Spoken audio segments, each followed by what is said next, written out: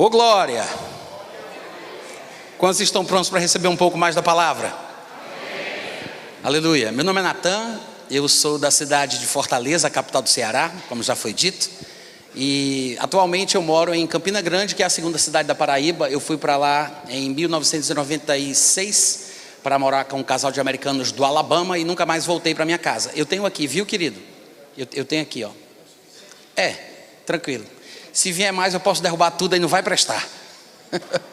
E não voltei mais para minha casa. De lá depois fui para o Rio de Janeiro. Ainda passei 3 anos e meio na zona oeste ali do Rio. Casei com a carioca.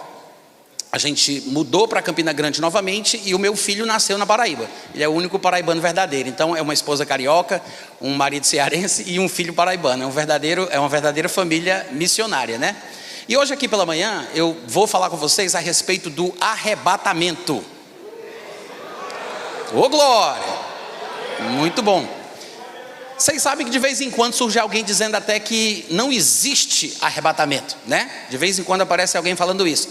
Eu não estou nem falando sobre as disputas mais populares, como essa questão de se decidir se o arrebatamento é antes, durante ou depois. Tem gente que diz que nem existe arrebatamento. E hoje pela manhã você vai sair daqui com a certeza absoluta de que o arrebatamento é uma coisa bíblica, e vou fazer o meu melhor para tentar convencer você de que o arrebatamento acontecerá antes do primeiro dia dos 7 anos da tribulação. Então, o que é que a gente vai fazer? Eu vou explanar com vocês alguns textos. Eu falo relativamente rápido, é natural, eu nasci assim. Às vezes, quando eu estou empolgado debaixo da unção, eu falo mais rápido ainda. Então, eu quero que vocês ajudem, tá? Se eu estiver muito acelerado, vocês vão fazer assim, ó, como se estivesse num show de hip hop. Sabe como é que é? Faz com a mão aí para eu ver. Isso. Se a minha esposa estivesse aqui, ela diria: Natan, menos, mas como não está, vocês vão ter que me ajudar, tá? Eu falo rápido. Então eu vou fazer o seguinte: eu vou prometer que vou tentar falar mais devagar, desde que vocês me garantam que vão pensar um pouco mais rápido. Aí a gente se encontra no meio do caminho, né? Primeira passagem que eu quero que vocês abram, 2 Pedro capítulo 3, versículo 15 e 16. 2 Pedro 3, 15 e 16.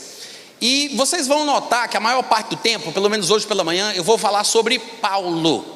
Paulo é um elemento importante na doutrina do arrebatamento, não somente nessa questão, em diversas áreas também. Mas como a gente vai falar do arrebatamento, eu quero demonstrar aqui a importância de Paulo, a contribuição de Paulo nessa questão doutrinária. E nada melhor do que ouvirmos o testemunho de Pedro falando de Paulo, para a gente observar a relevância que o homem tinha. Em 2 Pedro capítulo 3, versículo 15 e 16, está escrito assim: tende por salvação a longanimidade de nosso Senhor, como igualmente o nosso amado irmão Paulo vos escreveu, segundo a sabedoria que lhe foi dada, ao falar acerca destes assuntos, como de fato costuma fazer em todas as suas epístolas, nas quais há certas coisas difíceis de entender, que os ignorantes, os instáveis, deturpam, como também deturpam as demais escrituras para a própria destruição deles. Amém, gente? Há muita coisa interessante aqui nessa declaração de Pedro. Em primeiro lugar, a gente sabe que Pedro é uma pessoa importante. Afinal de contas, ele fazia parte dos 12 apóstolos. E além disso, ele fazia parte daquele círculo íntimo que estava mais próximo de Jesus em ocasiões especiais, né? Que depois, posteriormente, se transformaram também naquilo que é chamado de as colunas da igreja de Jerusalém: Pedro, Tiago e João. Os 3 talvez mais próximos de Jesus durante o seu ministério terreno. O próprio Pedro, que alguns dizem que foi o primeiro papa, né? Pedro diz que Paulo é muito importante. Ele diz que Paulo escreve segundo, observe a expressão, segundo a sabedoria que lhe foi dada. Pedro está dizendo, o que esse homem fala não é uma coisa que ele conquistou, que ele desenvolveu, que ele aprendeu num curso, não foi de um seminário. Isso aí é uma coisa que Deus deu para ele. Ele diz, é uma sabedoria que foi dada, não foi desenvolvida, ela foi dada, veio do céu para a terra. E essa expressão Pedro já tinha ouvido ser usada para Jesus. Vocês devem lembrar que lá em Mateus capítulo 13 e Marcos capítulo 6, nós temos o registro de que Jesus voltou à sua terra natal, seus discípulos foram com ele, e os seus conterrâneos seus compatriotas, seus vizinhos, os familiares se admiraram de que Jesus estivesse diferente. Alguns perguntavam: que sabedoria é esta que lhe foi dada? Essa mesma frase foi dita a Jesus, claro, por causa da unção que estava sobre ele, desde o batismo de arrependimento pregado por João. Só que Pedro ouviu isso ser dito a respeito de Jesus, e sem qualquer tipo de problema, Pedro usa a mesma frase falando a respeito de Paulo.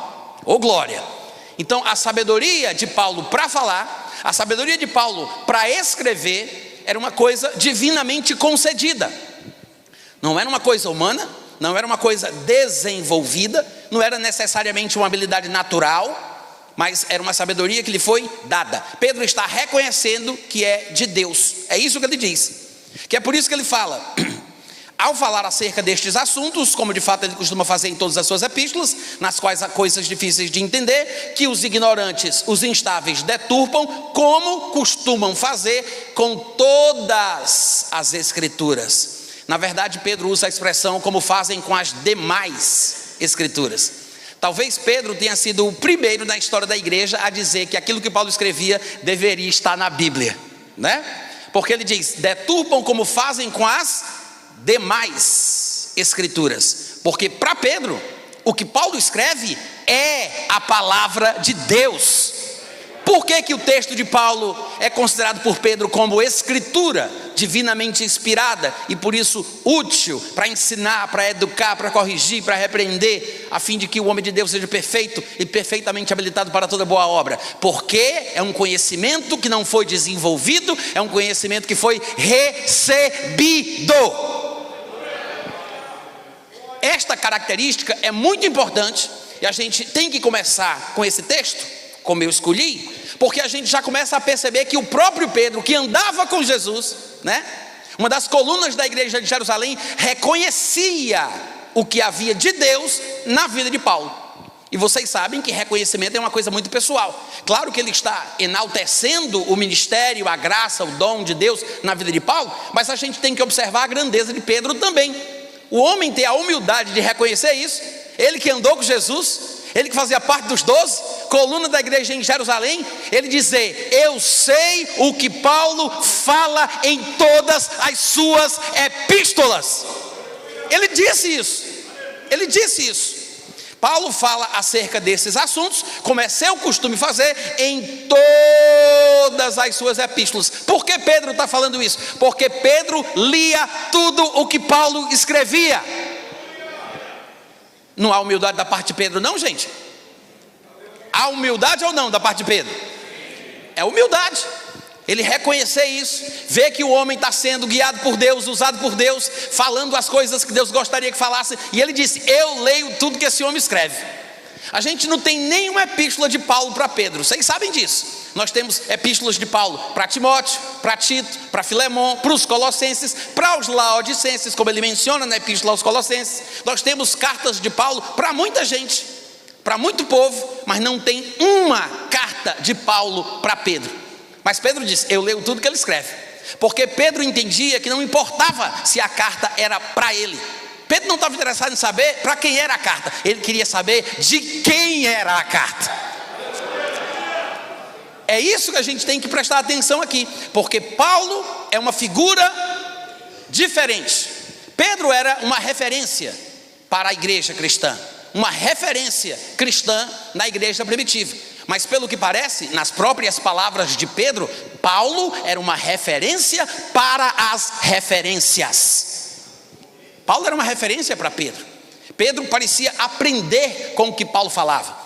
E eu sei que a gente poderia falar muito mais desse texto, mas eu preciso continuar. Mas antes disso eu queria chamar a atenção de vocês para observar o seguinte: nem tudo o que vem de Deus, nem tudo o que é reconhecidamente divino significa que é fácil de se entender. Porque o próprio Pedro disse: tem coisa difícil de entender. Mas ele não disse que vinha do alto, ele não disse que é uma sabedoria que foi dada, não é uma coisa que veio de Deus. É porque nós somos preconceituosos. Nós pensamos que tudo que é de Deus é simples, tudo que é de Deus é fácil, tudo que é de Deus dá para entender logo de cara. Nem sempre. Jesus foi ungido por Deus, pelo Espírito Santo, a própria expressão da pessoa do Pai aqui na terra, e nem conseguia convencer todo mundo. Em João capítulo 7, versículo 12, está escrito que havia murmuração entre as multidões a respeito de Jesus Cristo. Uns diziam: pense num caba bom. E os outros diziam, muito pelo contrário, ele engana o povo. Jesus. Tinha gente que gostava, tinha gente que não gostava. Tinha gente que dizia que ele era muito bom, e tinha gente que dizia que ele tinha muita lábia, que enganava o povo. Então, gente, nem sempre aquilo que é de Deus vai ser fácil de ser entendido, fácil de ser assimilado.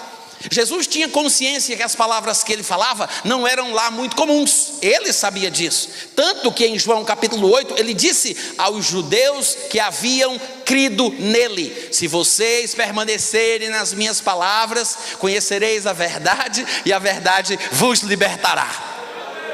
Foi só Jesus dizer isso que os judeus que haviam crido disseram: somos descendentes de Abraão, nunca fomos escravos de ninguém. Que história é essa? Já se escandalizaram, já ficaram com raiva e já fecharam o coração. Mas Jesus disse: vocês precisam permanecer na palavra.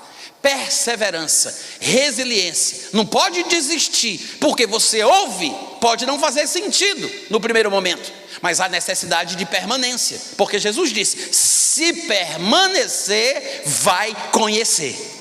Ele está falando sobre alcançar o entendimento daquilo que foi dito.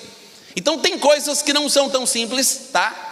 E isso deveria servir de estímulo e não de desânimo, porque a Bíblia já prevê dificuldades na nossa aprendizagem ao longo do caminho. Eu sei que tem coisa na escatologia, não só na escatologia, mas eu sei que há coisas difíceis na Bíblia, assuntos um pouco mais complicados do que outros, mas estamos em um processo de crescimento. Então a gente tem que ter paciência com a gente mesmo.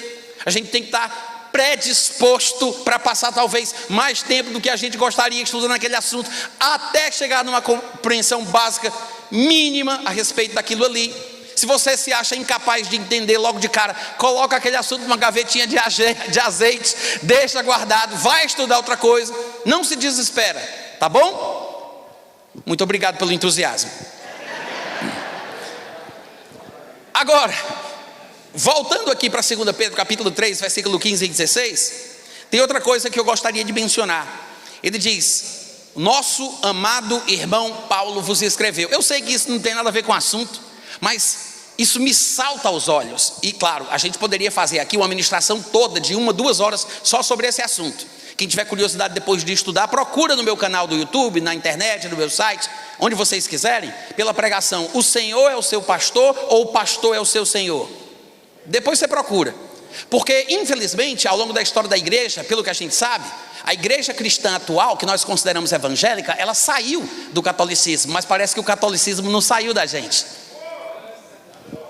A hierarquia de autoridade eclesiástica, como a gente gosta de chamar, ela foi instituída através do crescimento da igreja católica. E aí surgiram os metropolitanos, os bispos, arcebispos, e assim foi nessa hierarquia espiritual. E hoje em dia nós temos o mesmo costume que veio de lá e a gente não sabe. Hoje em dia tem lugares que, se você não chamar a pessoa pelo título que supostamente ela possui, você é disciplinado. Se você, antes de falar com a pessoa, não disser: ó vice-deus, soberano, autoridade, pastor, reverendo, patriarca, homem de Deus, se você não falar, você vai para o banco. Vocês sabiam disso? Eu não estou falando de vocês não, gente, pode sorrir, fica tranquilo. Mas tem por aí, tem lugar assim por aí. Se você não falar, né? Por quê? Porque eles acham que é falta de respeito chamar a pessoa pelo nome que a mamãe deu. Acha que é falta de respeito. Mas quando você vai para a Bíblia, você não vê esse tipo de coisa. O comportamento e o tratamento de uns para com os outros é pelo primeiro nome. Você vê Pedro falando de Paulo, Paulo falando de Pedro. Paulo fala sobre Pedro lá em Gálatas. Ele diz: quando encontrei Cefas, fui a Jerusalém, eu vi Tiago, João. Ele fala os nomes, até os seus companheiros de ministério. Ele diz: eu, Silvano, Timóteo. Por que ele não diz o pastor Silvano, o reverendo Timóteo? Por que ele chama pelo nome?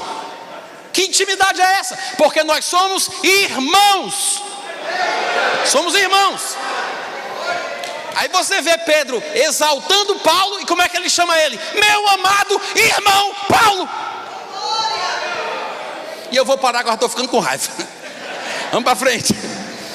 O importante, isso foi só um parênteses, né?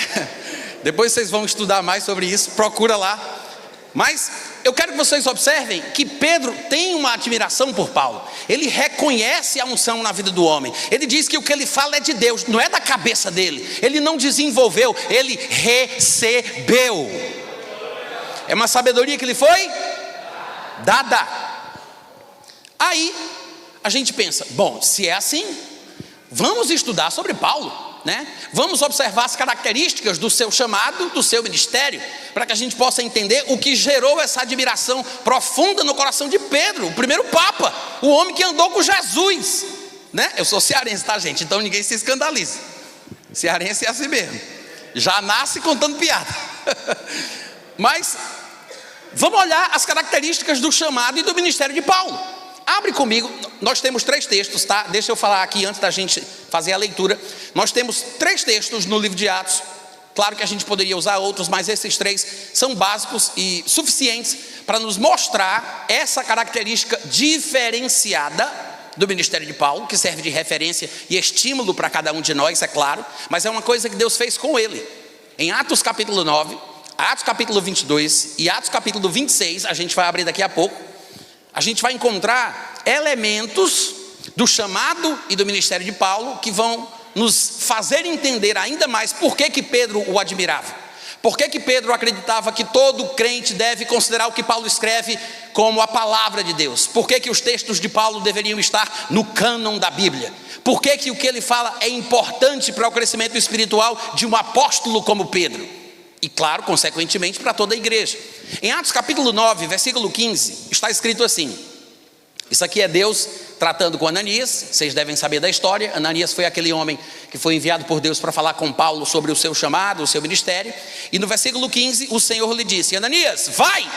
Porque Ananias estava reticente, né? Dizendo, esse homem não perseguiu a igreja, não tentou destruir a fé que a gente tenta desenvolver, etc. e tal. Aí ele disse, vai, porque este é para mim um instrumento escolhido para levar o meu nome perante os gentios, bem como perante os filhos de Israel. Eu sei que aí no meio tem gentios, reis e filhos de Israel, mas eu queria que você observasse os 2 extremos, gentios e judeus, né?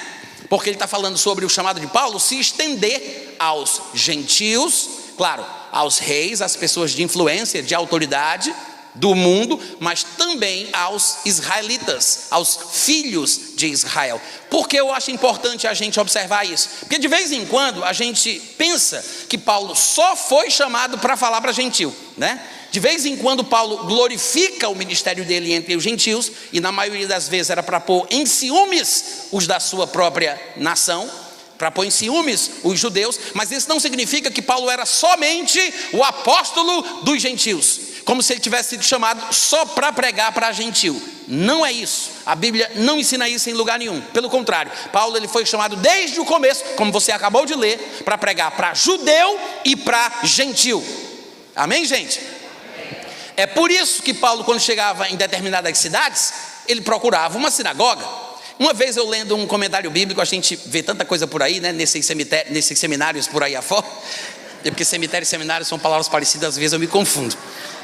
Mas eu estava lendo um comentário bíblico na época que eu estava estudando, e o autor da obra dizia: eis a razão por que Paulo sofria tanto em sua caminhada ministerial. Insistia em querer fazer o que Deus não o chamou para fazer. Ficava sempre procurando os judeus, entrando na sinagoga, querendo pegar para os judeus. Mas o homem era apóstolo para os gentios, desobediente. A consequência foi essa: apedrejamento, naufrágio, uma cobra na ilha de Malta. Como se fosse consequência da desobediência de Paulo, que estava querendo pregar para os judeus, por amor pessoal, por se importar, e estava desobedecendo ao chamado de Deus. Não, gente, não, ele foi chamado por Jesus para pregar para os judeus e para os gentios. É exatamente o que está escrito aqui. E nos outros 2 textos que eu falei para vocês que a gente vai ler, né, 22 e 26, daqui a pouco a gente olha, também falam a mesma coisa. Eu sei que nem sempre a gente observa, porque a gente não tem o costume de interpretar a Bíblia pela própria Bíblia. Mas se eu considerasse o texto de Atos 9 e 15, ao estudar os outros dois que a gente vai ver, você percebe que eles estão se complementando. Não há contradição, porque a Bíblia é a verdade não se contradiz, ela se complementa. Então, a primeira coisa que a gente tem que entender: por que Paulo falava tanto com o judeu, procurava tanto o judeu, falava tanto dos judeus? Porque fazia parte do ministério dele. Amém, gente? Não é à toa que Paulo é uma grande referência cristã.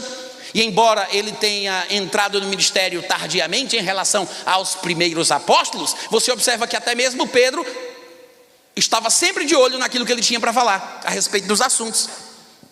Por isso é que Paulo foi escolhido para escrever mais partes do Novo Testamento do que os próprios primeiros apóstolos. Enquanto os primeiros apóstolos tinham uma espécie de dedicação maior ao povo de Israel, tirando aí talvez Pedro, que foi conduzido pelo Espírito Santo aí à casa de Cornélio, e um dos primeiros a fazer isso. Mas Paulo, ele tinha esse ministério misto. Que é por isso que as coisas que Paulo falava a respeito da convivência de judeus com gentios, e a questão das coisas da lei, a regra dietética dos judeus, a guarda do sábado, a circuncisão, deixavam Pedro e os demais um pouco confusos. Eles achavam difícil de entender, porque não compreendiam muito bem o que Paulo estava tentando falar. Mas o que Paulo falava era uma instrução divina concedida por Jesus Cristo para ele. Mas o objetivo era falar para judeus e falar para gentios. Então nunca pense essa tolice de dizer que Paulo falava para os judeus por desobediência. Não, ele estava sendo obediente, porque o chamado dele era para judeus e gentios. Amém, gente? Amém. E depois, em Atos capítulo 22, do versículo 12 ao 15, você vai ver que é o segundo texto que eu falei que leríamos sobre o chamado e o ministério de Paulo. É um registro diferente, com palavras que não são as mesmas, graças a Deus, que vai trazer mais luz a respeito de alguns detalhes.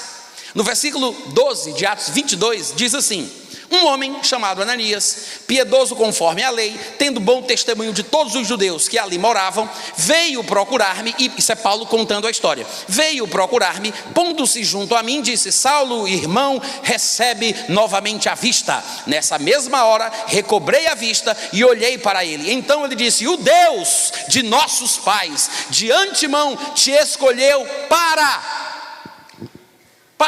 finalidade, objetivo, propósito. Para que Deus escolheu Paulo? Olha as palavras inspiradas de Ananias. Ele diz: te escolheu para, número 1, conheceres a sua vontade. Oh glória! Número 2, para veres o justo. Número 3, para ouvires uma voz da própria boca dele. Você já pensou ser escolhido para ouvir Jesus falar pessoalmente? Você ser escolhido para conhecer a vontade de Deus? Paulo foi um instrumento escolhido, como disse Jesus, para conhecer a vontade de Deus, para ver Jesus e para ouvir o que Jesus iria falar nestas aparições pessoais especiais. E aí ele diz: porque terás de ser sua testemunha diante de todos os homens, não apenas dos gentios, todos os homens, judeus e gentios, porque terás de ser sua testemunha diante de todos os homens das coisas que tens visto e ouvido. Ele não foi chamado para ver Jesus? Ele não foi chamado para ouvir uma voz da própria boca dele? Então ele vai ter que testemunhar de quê? Do que ele viu e do que ele ouviu. Paulo era uma testemunha viva e ocular de Jesus Cristo ressurreto. Ele ia ter que falar do que ele visse e do que ele ouvisse. O próximo texto, que é Atos capítulo 26, demonstra isso claramente. Agora nas palavras do próprio Jesus, segundo a narrativa de Paulo, tá? Em Atos 26, no versículo 15, Paulo descrevendo o que aconteceu com ele no momento que ele viu Jesus a primeira vez, porque Jesus apareceu para ele muitas vezes, e eu sei que tem gente que pensa que isso é um escândalo, que Jesus apareça para alguém como se ele estivesse vivo, né? Tem gente que se escandaliza com isso. Mas aí no versículo 15 está escrito: então eu perguntei: quem és, Senhor? Quem és tu, Senhor? Ao que o Senhor respondeu: eu sou Jesus a quem tu persegues. Mas levanta-te e firma-te sobre os teus pés, porque, olha o que Jesus vai dizer agora: eu te apareci por isso, para te constituir ministro e testemunha, tanto das coisas em que me vistes agora, como daquelas coisas pelas quais eu ainda vou te aparecer. Glória! Jesus diz: Paulo, se levanta, porque eu te apareci com um objetivo. Eu te apareci por isso, para te constituir ministro e testemunha. De quê, meu Deus? Das coisas que você vai ver agora, como também das coisas em razão das quais eu vou te aparecer. Não é de admirar que Pedro diga: esse homem não está inventando isso, eu conheço a fonte, está vindo de cima, não foi desenvolvido, isso só pode ter sido recebido. Pedro não sabia que Jesus tinha aparecido para ele, para Paulo. Pedro não estava lá, mas Pedro sabia identificar a fonte. E eu me pergunto, quantos de nós temos a mesma sensibilidade hoje em dia, né? Porque Pedro, um apóstolo de Cristo, que andou com Jesus enquanto ele esteve na terra, que não precisava, lia tudo o que Paulo escrevia, sabia tudo o que Paulo falava. Ah, gente que precisa não sabe. Estou pregando muito bem hoje pela manhã, cadê os amém, os aleluia? Pedro, que não precisava, sabia tudo o que Paulo falava. A gente que precisa não sabe. Não é interessante? Diga amém ou ai de mim, porque é verdade de qualquer maneira, tá? Pedro reconhecia a fonte. Pedro não viu Jesus aparecendo para Paulo. Pedro poderia dizer: isso é mentira desse homem, isso aí ele está querendo arranjar seguidor, é ibope que ele quer, ele está mentindo, esse desgraçado. Nem andava com a gente, nunca foi crente, perseguia a igreja. Satanás. Ciúme, inveja, é natural. A gente vê isso hoje em dia no corpo de Cristo, né? Mas Pedro era sensível. Eu me emociono com Pedro, gente. Como é que o homem teve essa humildade? A gente sabe que o bicho era meio grosso, mais grosso do que papel de enrola-prego, como diz lá no Ceará. Mais grosso do que papel de enrola-prego. Vocês não entenderam a parábola, tudo bem. Mas Pedro disse: esse homem é de Deus. Esse homem é de Deus. As coisas que ele fala não são comuns. Tem coisa difícil de entender, mas eu não vou dizer que é do diabo, que é errado, porque eu conheço a fonte. Eu sei, posso não entender o que ele está dizendo tudo, né? Mas eu sei que essa sabedoria foi dada. E aqui vem Jesus e diz: eu vou te aparecer para você falar sobre as coisas que eu vou tratar nas próximas visões. E no versículo 18 ele diz, desculpa, deixa eu ler ainda o 17. Ele diz: apareci para te constituir ministro e testemunha, tanto das coisas que viste, como também daquelas pelas quais te aparecerei ainda. E aí ele fala: livrando-te do povo, ou seja, judeus, e dos gentios. Porque Paulo foi chamado para pregar para judeus e para gentios. Então Jesus diz: eu vou te livrar do povo, que são os judeus, e dos gentios, para os quais eu te envio. Aí você não tem conhecimento completo do chamado e do ministério de Paulo, você pensa que Jesus está dizendo que vai enviar ele para os gentios, né? Só que na verdade ele está dizendo que vai enviar ele para os judeus e para os gentios. E no meio do povo dos judeus e dos gentios vai haver aqueles que vão se levantar para tentar parar Paulo, ferir Paulo, maltratá-lo. E ele vai ser livre tanto do povo quanto dos gentios, para os quais ambos os grupos Jesus o envia. Amém, gente? Versículo 18: para lhes abrires os olhos e os converteres das trevas para a luz e da potestade de Satanás para Deus, a fim de que, depois de libertos pelo conhecimento, eles recebam a remissão de pecados e herança entre os que são santificados pela fé em mim. Oh, glória! Então, a gente tendo essa noção, eu sei que é uma coisa relativamente simples, mas é a melhor introdução que a gente pode fazer para entender o arrebatamento. Porque o arrebatamento, no Novo Testamento, é tratado quase exclusivamente por Paulo. Vai procurar arrebatamento nos textos de Pedro? Não tem. Vai procurar nas cartas de João? Não tem. Vai procurar em qualquer outro lugar? Você não acha. Por quê? Porque Paulo é o único que fala do assunto. Então a gente saber de onde vem as informações que Paulo passa, a gente entender a fonte de onde Paulo está bebendo, né? A gente saber as características do chamado e do ministério de Paulo são muito importantes para a gente entender de onde ele tirou esse assunto. Ô glória! Amém, gente?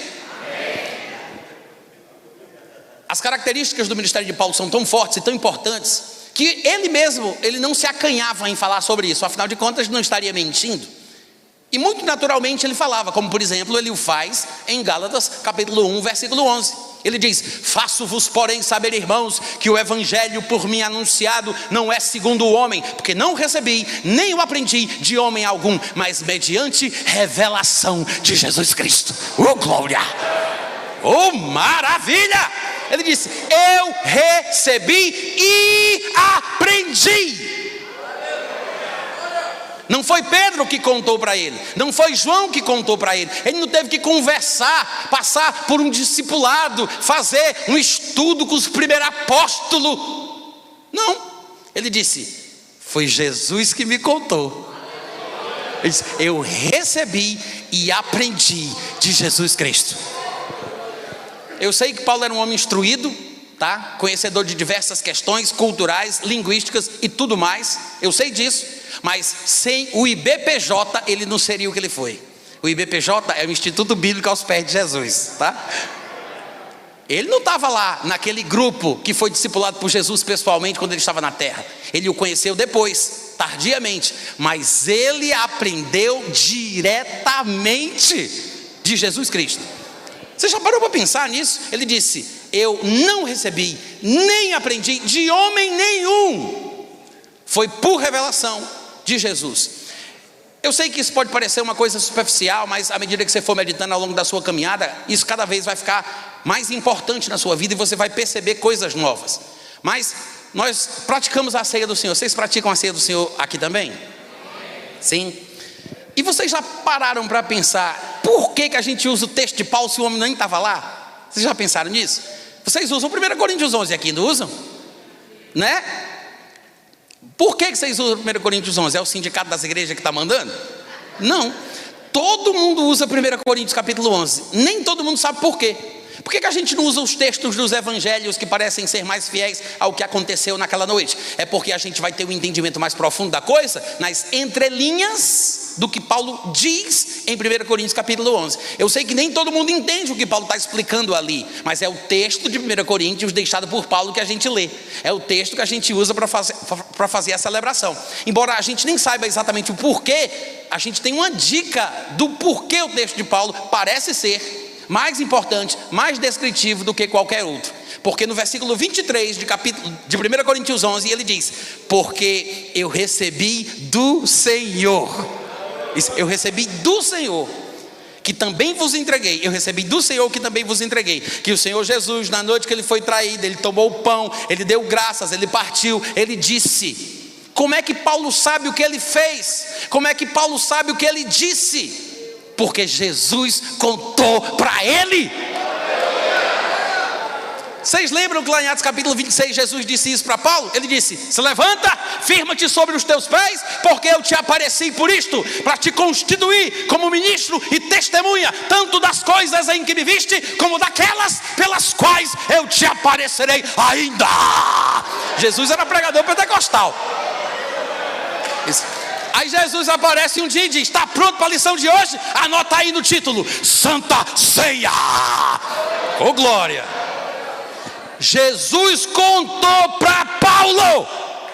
Jesus contou para Paulo. Gente, para pensar sobre isso. Anos depois, muito tempo depois, Jesus já tinha deixado os seus testemunhos lá em Jerusalém. O povo que participou, aí disse: não, mas eu preciso contar para esse homem. Uau! E o texto de Paulo virou o texto da cerimônia. Já parou para pensar? Jesus contou para Paulo. Agora, tem uma coisa que a gente não pode esquecer, tá? Isso quer dizer o seguinte: a gente não sabe a quantidade de visitações que Paulo recebeu de Jesus. Nem todas as vezes que Jesus apareceu, ele falou sobre tudo. Ele falou sobre o que ele quis falar. Jesus fez uma seleção dos assuntos que ele achava que era mais importante, né? Jesus falou sobre muita coisa.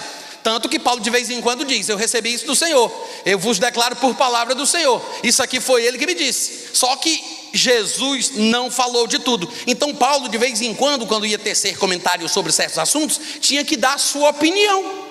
Ele tinha que falar o que ele pensava, o que ele achava, o que ele entendia, a sua interpretação. E não tem nada de errado nisso, amém, irmãos? Um homem maduro, espiritual, guiado por Deus, dando uma opinião, é melhor do que 100 pessoas que não sabem de nada da Bíblia falar aquilo que pensa, aquilo que acha. Então as opiniões de Paulo não eram desprezíveis só porque eram opiniões de Paulo. Pelo amor de Deus, né, gente?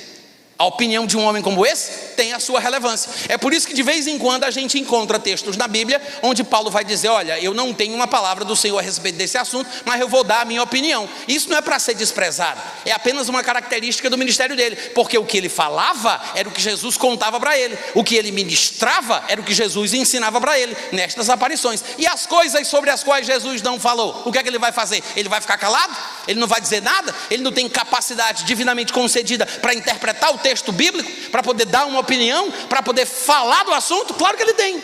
Que é por isso que, por exemplo, em 1 Coríntios capítulo 7, que é um texto onde ele fala sobre questões relacionadas a namoro, casamento, divórcio, novo casamento, etc e tal, ele em algumas ocasiões respondendo as perguntas, as questões dos coríntios, ele vai dizer isso. No versículo 25, por exemplo, em 1 Coríntios capítulo 7, 25, ele diz: com respeito aos virgens, eu sei que nas nossas versões fala-se as virgens como se fossem as mulheres, mas essa palavra, na verdade, ela não tem gênero no texto grego, tá? Ela é interpretada à luz do contexto. A mesma palavra que aparece aí, traduzida na maioria das Bíblias como virgens no feminino, é a mesma que vai aparecer lá em Apocalipse, falando dos 144 mil, que eles são castos. É o contexto que demonstra se refere a homem ou a mulher.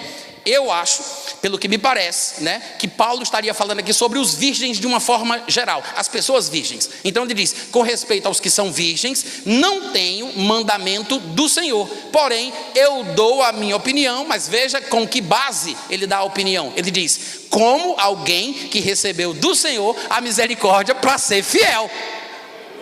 Amém, gente? O que é que Paulo quer dizer com isso? Não tem o mandamento do Senhor. Rapaz, Jesus não tocou nesse assunto ainda não. Eu já tive aí umas 6 visões, uns 6 encontros, umas 6 reuniões com ele, mas até agora ele não falou sobre isso. Não tem o mandamento do Senhor especificamente sobre o tema, mas eu vou dar a minha opinião. Ô glória! Graças a Deus que ele tinha opinião para dar. Amém, gente? Então é uma opinião sadia, é uma opinião aceitável, é claro, de um homem maduro, inspirado por Deus, como alguém que recebeu do Senhor a misericórdia para ser fiel. Mas opinião é uma coisa, revelação é outra coisa. Só para diferenciar, tá? Não deve haver preconceito. Eu não estou dizendo que a gente vai desprezar a opinião. A gente só tem que ter isso muito claro, né? Há uma divisão técnica. Uma coisa é uma coisa, outra coisa é outra coisa. Amém, gente? Noutras passagens de 1 Coríntios 7, Paulo volta a falar sobre a sua opinião, como por exemplo, versículo 39 e 40, é o finalzinho do capítulo. Ele diz: a mulher está ligada enquanto vive o marido, contudo se falecer o marido, ela fica livre para casar com quem quiser, mas somente no Senhor, ou seja, desde que ele seja crente, né? Porque uma mulher que agora vai casar de novo, ela não vai casar com um homem do mundo, afinal de contas ela teria problema com o seu sogro, né? Porque Satanás é que é o pai dessa pessoa. Então, para não ter problema familiar, é melhor que case. Vocês são lentos, hein, gente? Pelo amor de Deus. Posso continuar? Então, veja, ele diz: desde que seja pode casar com quem quiser, desde que seja no Senhor. Todavia, ela será mais feliz se permanecer viúva, segundo a minha opinião. Aí ele diz, como se não bastasse, a opinião de Paulo para mim já é suficiente, mas o homem ainda completa, assim, eu acho que eu tenho o Espírito Santo, né? Ele diz: e eu penso que eu também tenho o Espírito de Deus. Ou seja, não é uma opinião qualquer, com base em nada, ideias e vozes da sua cabeça. Ele se baseia naquilo que ele recebeu de Deus para ser fiel pelo Espírito de Deus que nele habita. Então são opiniões válidas, úteis, conselho de Deus. Amém, gente? Mas não é revelação, não é um mandamento do Senhor, não é eis que assim diz o Senhor. Não, é uma opinião, né? Cada um vai avaliar de acordo com a sua própria necessidade. Paulo mesmo fala sobre isso diversas vezes aqui em 1 Coríntios capítulo 7. E eu sei que tem gente que tem dificuldade em assumir a responsabilidade pelas suas escolhas. Tem muita gente que prefere colocar a responsabilidade das suas decisões nas mãos de Deus do que na sua própria. Deus faz o homem uma duplicada em espécie da sua categoria, né? A sua imagem e semelhança, dá ao homem o domínio e a autoridade. Aí o homem fica com medo de agir, querendo que Deus decida tudo, que Deus escolha tudo, porque acha que se Deus escolher por ele, a escolha vai ser bem feita. Mas Deus te fez para tomar decisões, para fazer escolha.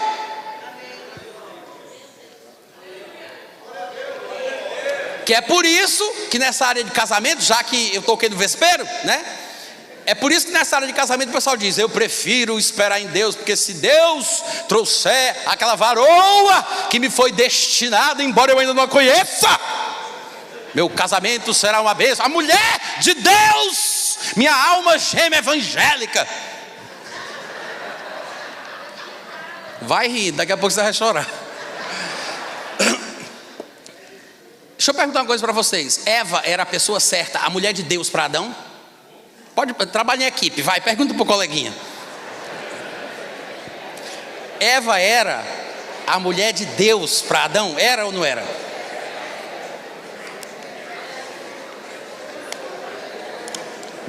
Hã? Era? Não era? Era ou não era?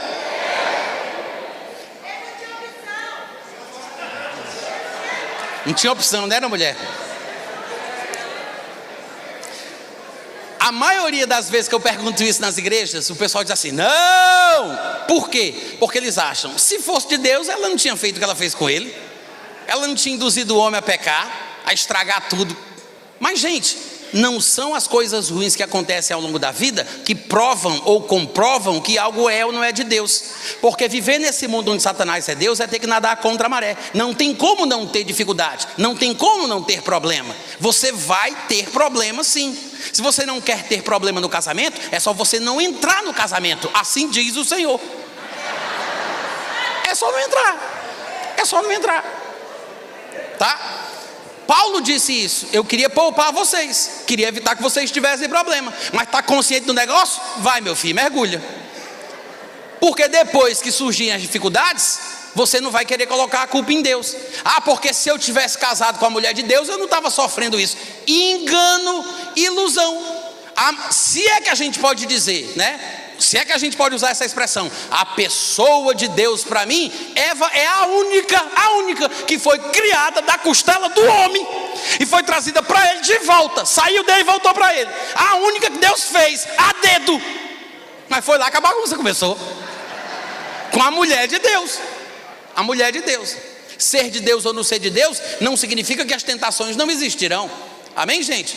Então é uma ilusão esse negócio de pensar que se eu casar com a pessoa certa, a pessoa de Deus. Não, nós somos seres independentes, autônomos, porque Deus quis assim. Ele nos deu uma propriedade humana chamada de livre-arbítrio. Hoje em dia, para muita gente, ouvir a palavra livre-arbítrio é quase um escândalo, mas é o que a Bíblia diz. Tanto que você vai ver, que foi a razão pela qual eu falei tudo dessa volta todinha, só para dizer isso, que 1 Coríntios capítulo 7, Paulo é o tempo inteiro dizendo: ó, se quiser, tudo bem. Se não quiser, você tem essa opção, você tem aquela. Você pode fazer isso, pode fazer aquilo. Não tem um mandamento de Deus não, mas vou dar minha opinião. Se quiser, é assim que ele fica falando o tempo inteiro. Com respeito aos virgens, não tem um mandamento do Senhor, mas aí ele diz o que ele pensa.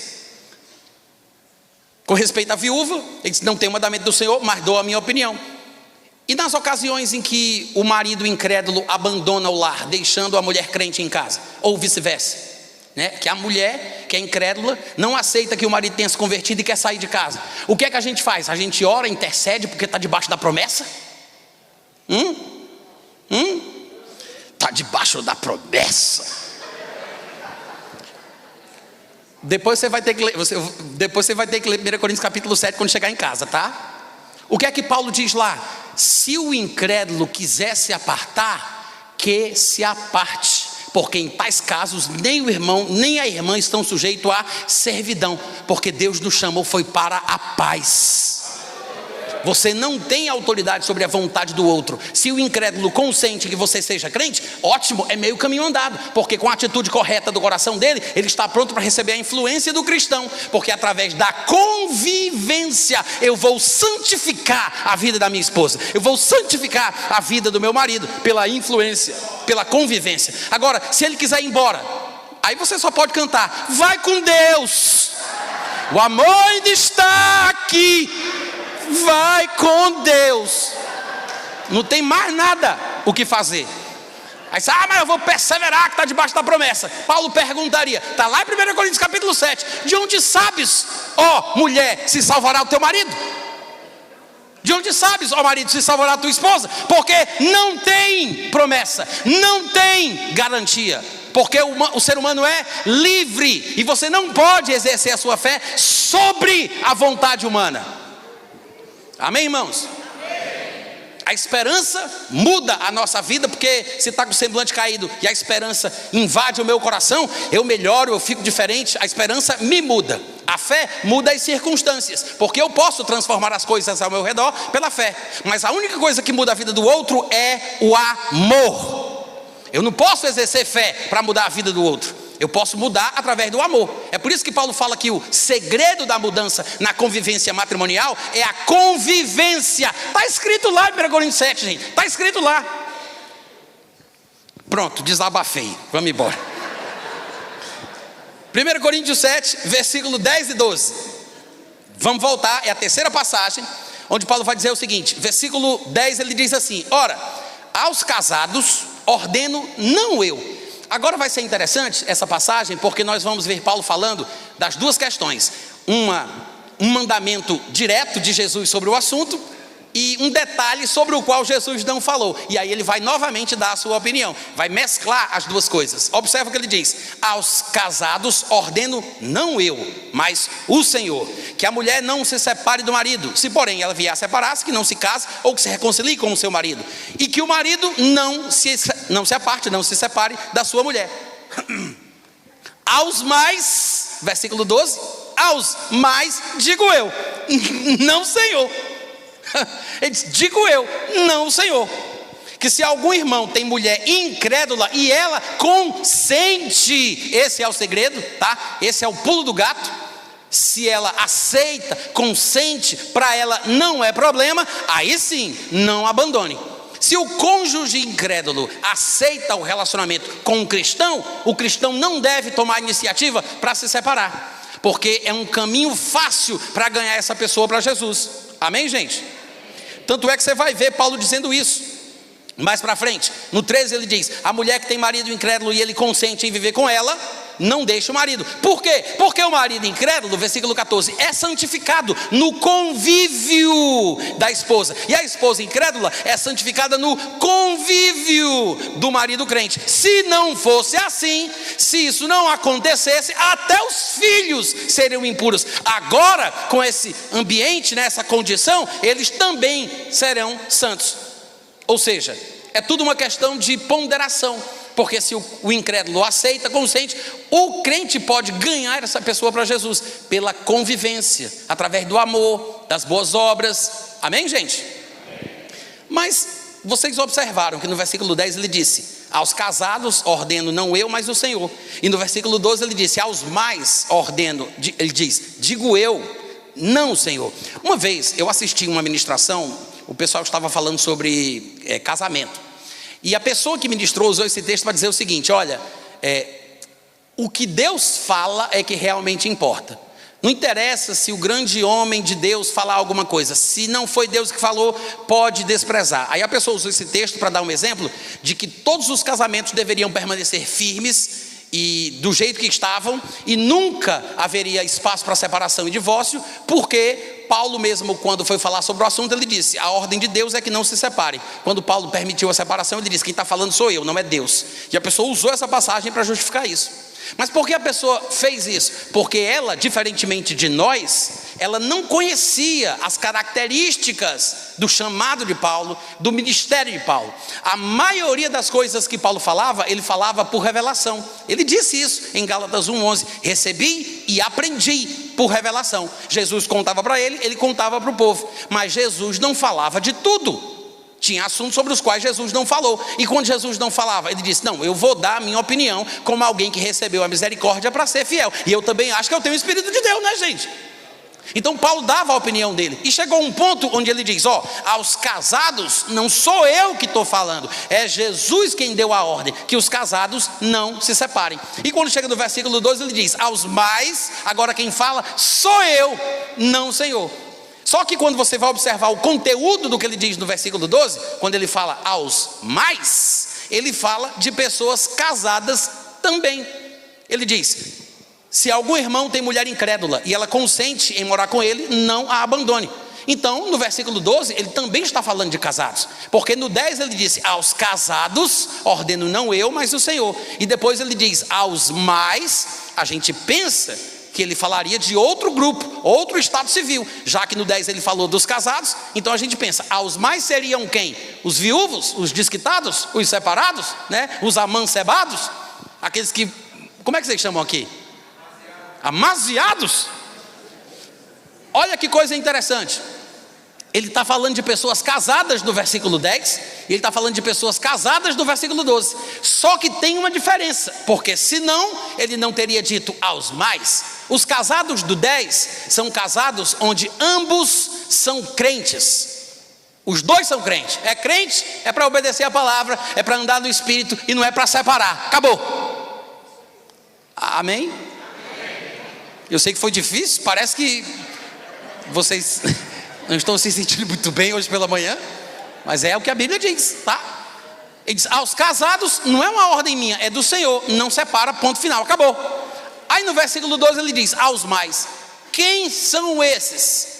São casados também, tanto que ele diz: se um irmão tem mulher incrédula. Qual a diferença dos casados do 10 para os casados do 12? O tipo de casamento, porque no 12 ele fala sobre um homem crente e uma mulher incrédula, ou uma mulher crente e um marido incrédulo. É um casamento misto. Paulo disse: Jesus não tratou comigo sobre isso, não tem um mandamento do Senhor, mas eu vou dar a minha opinião. Ele disse: quem vai dizer isso agora sou eu. Não é Jesus que está dizendo, não, sou eu. Mas é interessante que ele tenha uma opinião com base no Espírito Santo, na sua vivência com Deus, mas ele diferencia uma coisa da outra. A gente poderia falar de muito mais coisas sobre esse assunto, mas a razão pela qual eu citei esses 3 textos de 1 Coríntios capítulo 7 é para falar desse assunto que eu acho que raramente a gente ouve por aí, de que Paulo distinguia opinião de revelação. E não tem nada de errado em dar a opinião, pelo amor de Deus, não me entendam mal, mas é importante saber que Paulo diferenciava o que Jesus falava e o que ele falava. Embora o que ele falasse fosse importante, uma coisa é Jesus dizer, outra coisa é Paulo dizer. Porque quando Jesus toca no assunto, quando Jesus faz questão de levantar o tema, é porque o próprio Jesus fez uma viagem especial de volta para aparecer para Paulo, para tratar com Paulo sobre aquilo. Isso mostra uma relevância ainda maior do assunto do que foi tratado. Quantos concordam comigo?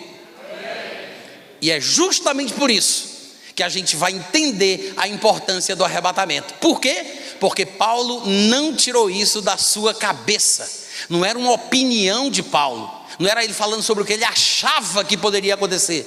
Ele não saberia disso se Jesus não tivesse aparecido para ele um dia e tivesse dito: agora eu vou tratar sobre um negócio que não tem em nenhum lugar da tua Bíblia. Anota aí: arrebatamento. Como é que a gente sabe disso? O próprio Paulo falou. Em 1 Tessalonicenses capítulo 4, no versículo 15, ele diz: ora, ainda vos declaramos por palavra do Senhor. Não é isso que está escrito aí, gente? Sim ou não? Do versículo 15 ao versículo 17, ele vai falar sobre algumas características, alguns dos acontecimentos relacionados ao arrebatamento. Mas eu quero que você observe que ele diz: vos declaramos por palavra do Senhor. Ele não está querendo dizer que está tirando isso da Bíblia da sua época, que é mais ou menos aquilo que nós chamaríamos de Antigo Testamento. Ele está falando que Jesus contou para ele. E quando a gente conhece bem as características do chamado e do ministério de Paulo, isso fica evidente, porque o que ele tratava, o que ele falava, era por revelação. Num dos dias, Jesus aparece e ensina para ele o que ele vai falar sobre o assunto, que é por isso que ele diz: vos declaramos por palavra do Senhor. E aí ele vai tratar do arrebatamento. A palavra aparece lá no versículo 17, para quem não está familiarizado com o texto. Ele diz: depois nós, os vivos, os que ficarmos, seremos arrebatados juntamente com eles entre nuvens para o encontro do Senhor nos ares, e assim estaremos para sempre com o Senhor.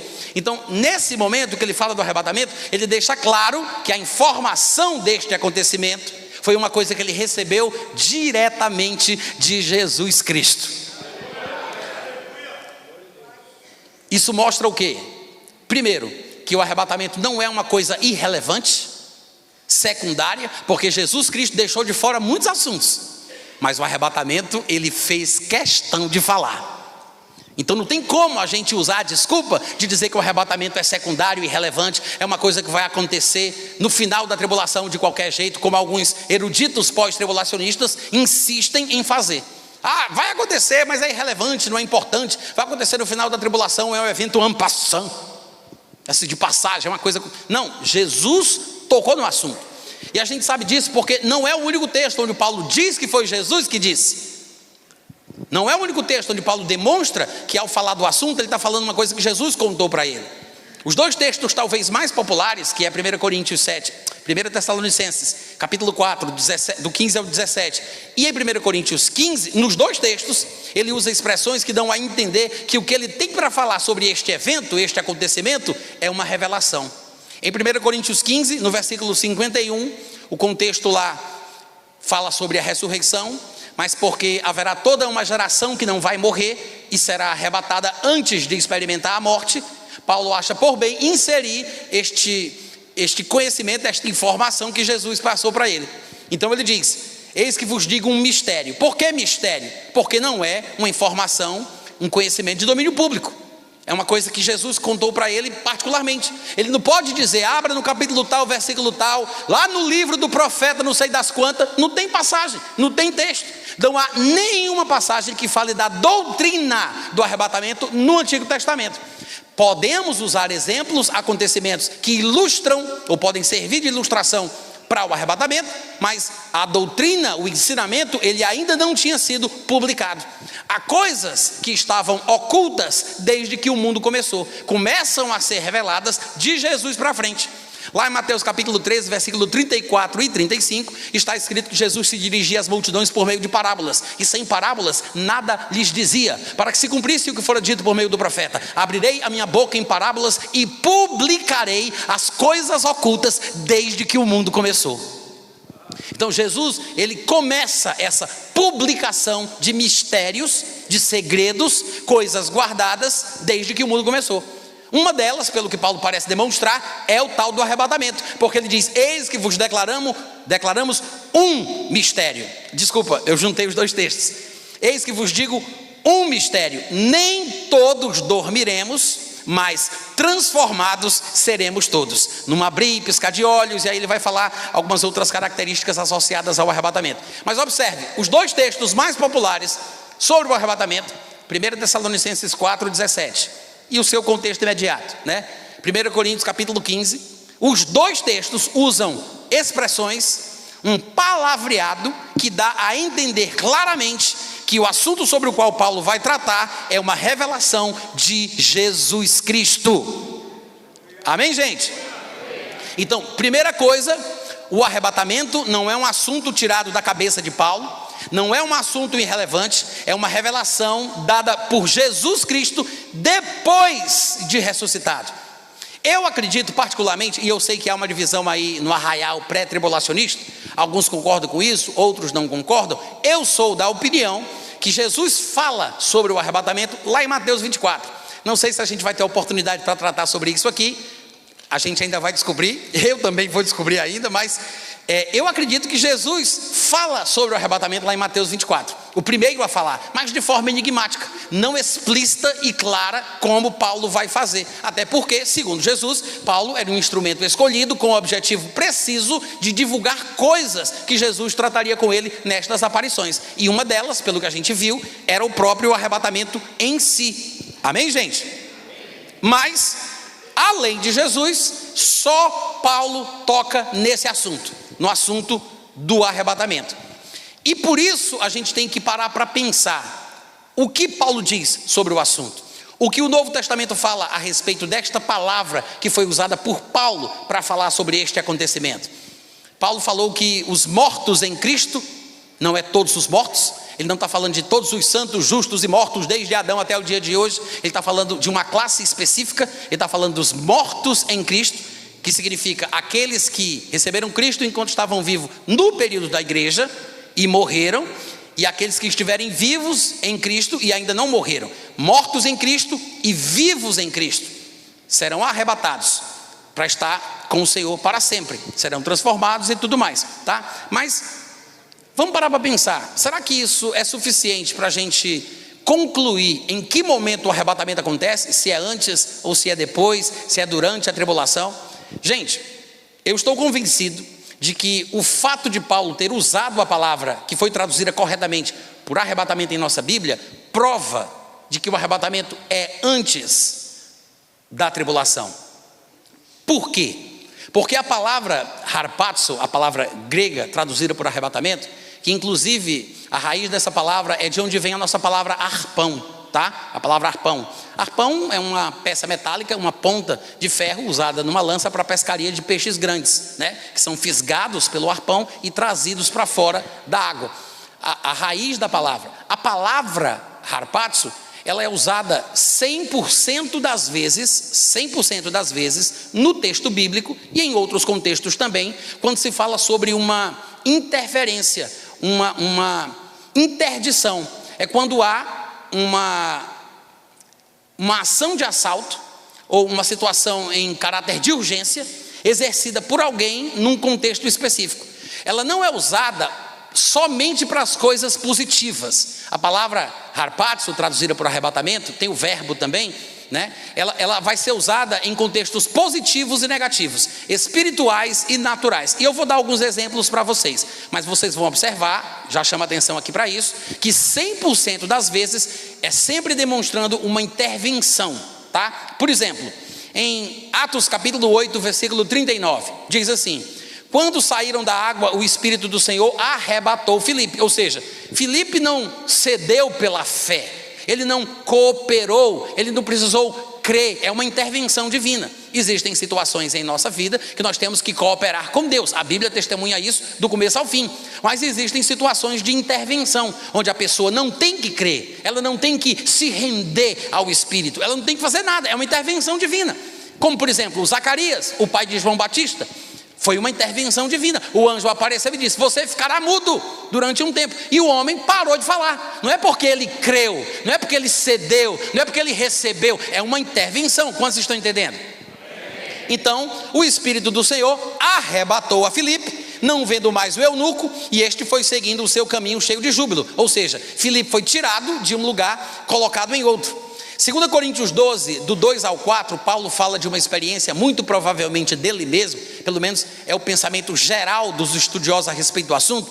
Todo mundo acredita que Paulo está falando de si, quando ele diz: conheço um homem em Cristo que há 14 anos foi arrebatado, ele foi levado até o terceiro céu, porque vocês sabem que há 3 céus, né? Tem esse céu atmosférico, onde estão as camadas atmosféricas, a ionosfera, a ozonosfera, a toposfera, todas as camadas atmosféricas. Tem o segundo céu, que é o firmamento, e tem o terceiro céu, acima do firmamento, onde está o trono de Deus, que também é chamado pela Bíblia, inclusive nesse texto, de paraíso. Então Paulo diz: fui levado, aliás, esse homem foi levado, arrebatado ao terceiro céu. Se no corpo ou fora do corpo eu não sei, só Deus sabe, mas eu sei que está o homem. Se no corpo ou fora do corpo eu não sei, só Deus sabe.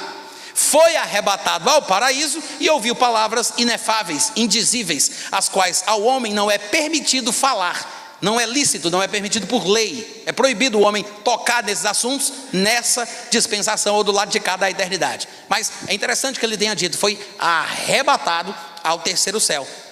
São exemplos de arrebatamentos sobrenaturais. Filipe, né, foi arrebatado, desaparecendo e reaparecendo em algum outro lugar. Eu sei que é um arrebatamento horizontal, mas Paulo foi arrebatado, levando-se em consideração que foi ele, Paulo foi arrebatado ao terceiro céu, num arrebatamento vertical, experiências sobrenaturais. Mas essa palavra, traduzida corretamente por arrebatamento, arrebatado, etc. e tal, ela não é uma palavra usada exclusivamente em contextos sobrenaturais. Ela também aparece em contextos naturais, como por exemplo, em João capítulo 6, versículo 15, que diz que sabendo, pois, Jesus que estavam para vir com o intuito de arrebatá-lo, a palavra é harpazo aí também, a mesma usada por Paulo lá em 1 Tessalonicenses 4,17 para falar do arrebatamento da igreja, a mesma. E aí diz que vinham arrebatá-lo para o proclamarem rei. Só que, sabendo disso, Jesus se retirou novamente sozinho para o monte. Ou seja, o povo iria pegar Jesus na marra, colocar nos ombros, sem perguntar se ele concordaria. Por isso que a palavra arrebatá-lo foi usada, porque pegariam ele à força. Esse é o significado da palavra. Eles iriam chegar lá, não importava o que Jesus estivesse fazendo, interromperiam tudo, atrapalhariam o ensinamento de Jesus, pegariam ele, colocariam nos ombros. Agora esse aqui é o nosso representante. Vamos tirar Herodes, vamos colocar Jesus, vamos proclamá-lo rei dos judeus. Jesus, sabendo que não era para isso que Deus o havia chamado, ele se retirou, fugindo deste arrebatamento da multidão. Quantos estão entendendo? Em Atos 23, versículo 10, diz assim: tomando o vulto a celeuma, temendo o comandante que Paulo fosse despedaçado por eles, mandou descer a guarda para que arrebatassem ele dali e o levassem para a fortaleza. A palavra colocada na minha versão diz retirassem. Eu não sei como é que diz de vocês, no telão aí está aparecendo retirassem também, mas depois, se você quiser conferir, para quem tem essas bíblias eletrônicas de hoje em dia, você toca na palavra, ela mostra a palavra original, né? A palavra original usada no texto grego foi harpazo, a mesma, que significa exatamente isso, tá? Retirar, remover, é a mesma coisa. Então, quando se diz retirassem dali, arrebatassem dali. Por quê? Porque o comandante queria que a guarda intervisse na situação, para que Paulo não fosse despedaçado pela multidão. Era uma celeuma, era uma situação que estava saindo do controle. Paulo poderia ser apedrejado, até assassinado. O comandante, temendo exatamente isso, pede à guarda uma intervenção, que o arrebatassem dali, ou seja, vão tirar Paulo, ele querendo sair ou não, vão tirar ele de lá. Essa é a palavra que foi usada. Depois a gente vai observar a mesma palavra sendo usada em contextos negativos. Veja, em João capítulo 10, versículo 12, diz assim, isso é Jesus falando: o mercenário que não é pastor, a quem não pertencem as ovelhas, vê vir o lobo, abandona as ovelhas e foge. Então o lobo as arrebata e dispersa. É a mesma palavra harpazo, usada por Paulo para o arrebatamento da igreja. A mesma palavra, porque essa palavra, ela não foi consagrada por Deus para ser usada somente em relação ao evento escatológico que vai acontecer com a igreja de Cristo. É uma palavra comum do grego daquela época e era usada sempre que o contexto pedia. Então era isso que Jesus queria dizer, que o lobo iria intervir numa ação de assalto e tirar as ovelhas ali, a contragosto mesmo. Ele vai arrebatar. Veja que é usada num sentido negativo, mas é a mesma palavra, porque tem o mesmo sentido. Em Mateus capítulo 13, versículo 19, o último texto que eu gostaria de mostrar a palavra sendo usada aqui no Novo Testamento, Mateus 13, 19, Jesus contando aí sobre a parábola do semeador, ele diz: a todos os que ouvem a palavra do reino não a compreendem, vem o maligno e arrebata. É a mesma palavra grega, tá? Independente das traduções que foram feitas, o importante é a gente saber o que está escrito no texto original, que foi divinamente inspirado. É a mesma palavra grega que aparece lá em Tessalonicenses para falar do arrebatamento da igreja. Então ele diz que o maligno vem e arrebata o que lhes foi semeado no coração. Este é o que foi semeado à beira do caminho. Então o que é que a gente aprende aqui? A gente aprende de forma comprovada, depois vocês podem pesquisar mais sobre o assunto. A palavra harpazo, traduzida por arrebatamento, escolhida por Paulo para falar sobre o que vai acontecer com a igreja, não é uma palavra consagrada ao evento escatológico. Ela não pode ser usada somente no arrebatamento da igreja. Não, é uma palavra comum do grego qualquer. Paulo a usou, e também não é a única palavra que Paulo vai usar no Novo Testamento, dos seus textos, para falar do arrebatamento, tá? Mas Paulo a usou porque acreditava que ela se encaixava perfeitamente no que vai acontecer. Ou seja, é uma situação de assalto, quando surge uma janela de oportunidade, há uma intervenção para que a igreja seja retirada. Nós vimos aqui textos que mostram arrebatamentos naturais e sobrenaturais, arrebatamentos positivos e arrebatamentos negativos, porque dependendo de quem arrebata, pode ser uma coisa boa ou uma coisa ruim. Quando o lobo arrebata, obviamente que é para a morte. Quando o maligno arrebata a palavra do coração, é uma coisa muito ruim. Mas se quem arrebata é Jesus, é outra história. Significa que Jesus sabe o que está fazendo, porque Ele está tirando de uma situação que vai ficar insustentável, insuportável, e a janela de oportunidade é aquela. Tem que chegar ali e tirar na hora. É uma intervenção, é algo súbito, emergencial. É esse o sentido que a palavra possui. Irmãos, vamos parar para pensar? Se o arrebatamento fosse depois da tribulação, qual seria o sentido de Paulo ter usado essa palavra? Não faz sentido. Não faz sentido. Uma palavra que 100% das vezes era usada, tanto na Bíblia como fora da Bíblia, somente para falar em intervenções assim, ações de assalto, caráter de urgência, uma situação emergencial, numa janela de oportunidade. Não teria sentido Paulo usar isso depois da tribulação. Por quê? Ora, a tribulação, como nós sabemos, vai ser o tempo de angústia como nunca houve, nem jamais haverá. É singular, é único, é o pior período de toda a história da humanidade na terra. Como é que Jesus vai arrebatar a igreja depois que o pior já passou? Não tem sentido usar essa palavra para depois da tribulação. Imagina isso, na tribulação, o Satanás solto, desembestado, o anticristo aí naquele pega, não pega, pega, não pega, olha, não pega, o sol ficando preto, a lua vermelha como sangue, as estrelas caindo do céu pela terra, né? Aquela desgraceira toda. Aí depois que tudo passou, Jesus, eita, preciso fazer alguma coisa, é emergência. Não tem sentido, gente. Jesus vai aparecer, vai matar o anticristo com o sopro da sua boca. Satanás vai ficar preso no abismo por 1000 anos. Que necessidade de correr é essa para arrebatar a igreja? Não faz sentido. Agora, se o arrebatamento for antes da tribulação, aí sim dá para usar essa palavra, porque é uma situação de emergência. Veja os exemplos dados por Jesus lá em Mateus 24. Ele manda o povo parar para pensar sobre Noé. Ele manda o povo parar para pensar sobre Ló. Eu sei que em Mateus 24 não se fala de Ló, está lá em Lucas 17, mas eu estou juntando tudo porque era o mesmo sermão profético.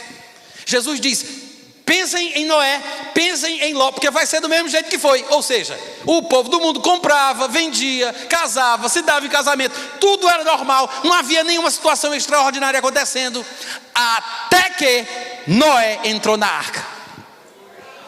Da mesma forma com Ló, no dia que ele saiu de Sodoma e Gomorra, choveu fogo do céu.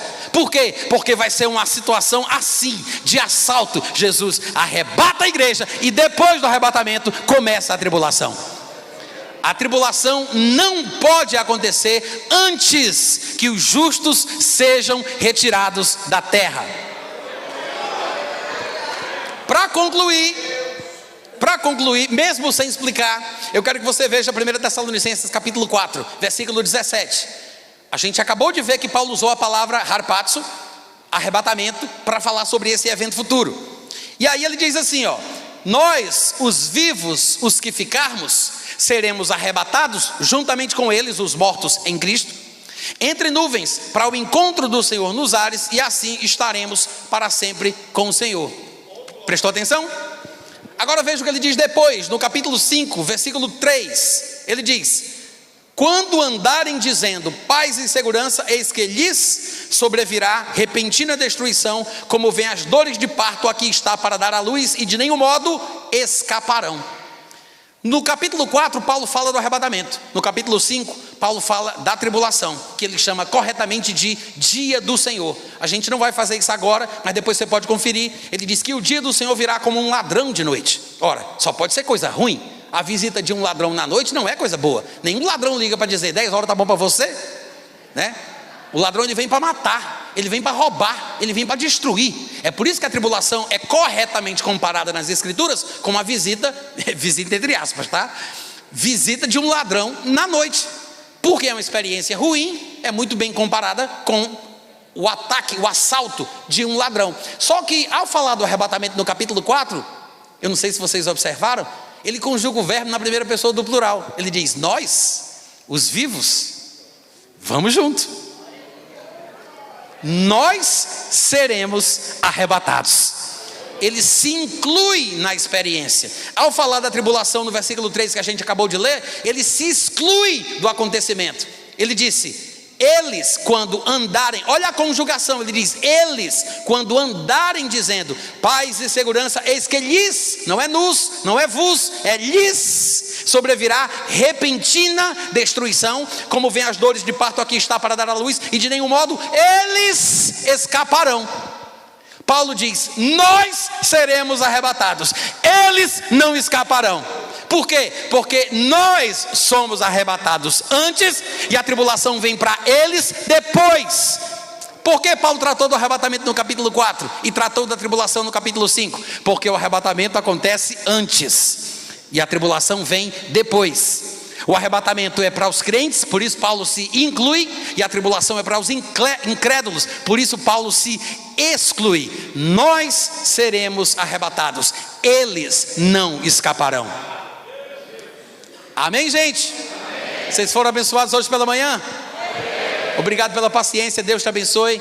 Tem livros meus ali atrás, tá? Quem tiver interesse, são assuntos diferentes, procura lá, invista na sua vida. Beijo no coração, até a próxima.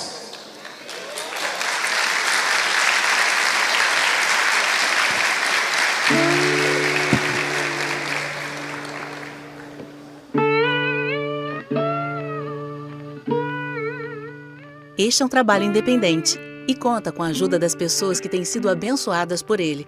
Se você quiser fazer parte do grupo de mantenedores desta obra, se informe das opções disponíveis na descrição deste vídeo. Agradecemos pela atenção e pelo carinho. Deus abençoe.